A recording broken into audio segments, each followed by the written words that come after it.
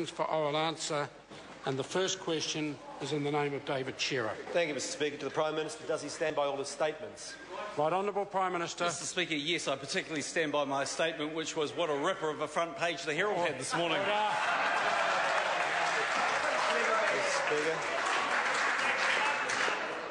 Supplementary question, David Shearer. Thank you, Mr. Speaker. Does he stand by his statement, quote, "They might have to ask themselves if one day there was an equivalent of the Boston bombings in New Zealand, would they be the very same members who would stand up and say they prevented New Zealanders from being kept as safe as they otherwise could be?" Right Honourable Prime Minister. Mr. Speaker, yes, and I think I can recall also the Right Honourable Winston Peters making very similar comments on television last night. Supplementary question, David Shearer. Thank you, Mr. Speaker. Has he seen evidence or intelligence that New Zealanders have been at risk of physical or terrorist attack over the last 12 months? And if so, what action has he taken? Right Honourable Prime Minister. Mr. Speaker, it's not in the public interest for me to outline. It's not. Order.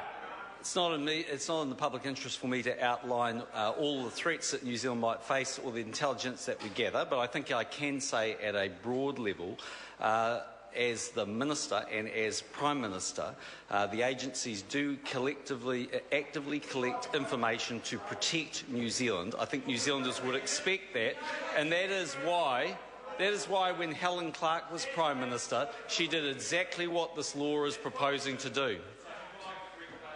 Supplementary question, David Shearer. In quoting the Boston bombings, is he talking about a real or urgent threat based on evidence, or is he merely scaremongering to get his legislation across the line? Right Honourable Prime Minister. Mr. Speaker, the legislation that is being proposed under the GCSB, as the member knows, is for the GCSB to be able to continue to provide agency support with better supervision to our other agencies like Police, SIS and Defence.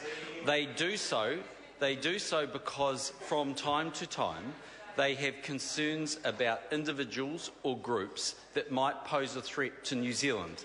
If that member seriously wants to get up in this House and try and make himself feel better for taking the position that Grant Robinson's forced down his throat, no wonder they're polling 30%, because no one thinks they're credible. That is a sufficient answer to that question. Thank you, Mr. Speaker. At least the polling's not going down as fast as the Mighty River Power shares at the moment. Order.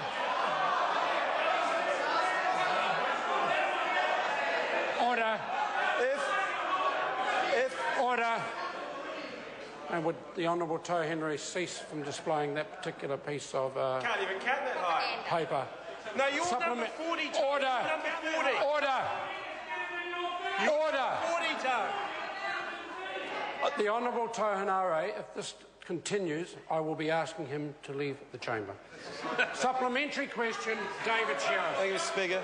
Given his citing of the Boston bombings and the perceived possible threat to the physical well-being of New Zealanders, why did he not therefore move as soon as he could last year to bring in urgent legislation to keep New Zealanders safe?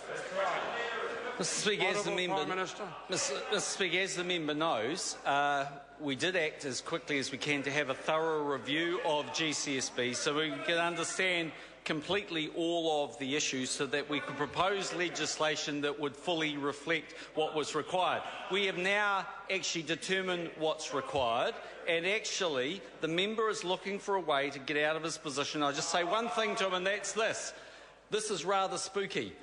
Mighty River Power's up 5.5% today. That's the same number that Labor's lost in the polls. Speaker.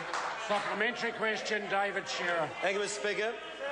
Why is he performing such a spectacular U-turn on the Auckland City Rail link when he has previously said that, quote, the advice that we've had is it doesn't stack up? Right Honourable Prime Minister. Well, Mr. Speaker, what the government is going to be announcing on Friday is that it will be supporting the construction of the CBD rail loop. at a slower start date than the one proposed by the Council.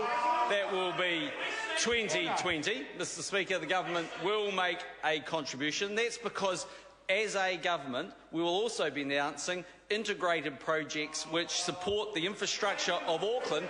And again, maybe that's why we're polling 49% and they're polling 30%, because we're thinking about what's important to New Zealand, and Labor are constantly in the gutter with nothing decent to talk about. Thank you, Mr Speaker. Supplementary question. So, sir, to the Prime Minister, he is therefore confirming that he and his government have changed their position on the Auckland City Rail Link in line with Labor Party's long-held policy. That's right. A win for the... Right Honourable Prime Minister. Mr Speaker, well, it's not for me to understand Labor's policies, although I showed in the last campaign I understood them better than Phil Goff did. But putting that all to one side, no, I don't think it's on the same time frame. We are suggesting a start date of 2020. I don't think that's what Labor's proposing.